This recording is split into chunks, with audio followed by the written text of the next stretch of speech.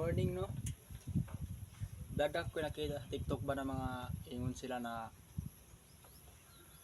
idol daw mga online na mga kakwarto daw ka. Pero gitry man ako good. Kapila na.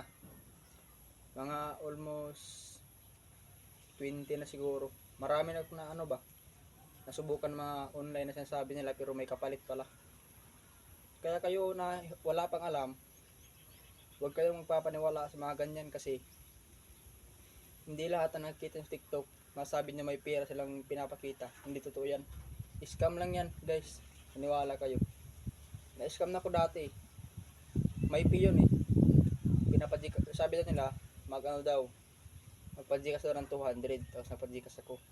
Tapos ang nangyari doon, hindi na nag-reply yan. Hindi na nag-reply kaya yun. Nasabi ko sa sarili ko na scam talaga. Hindi totoo.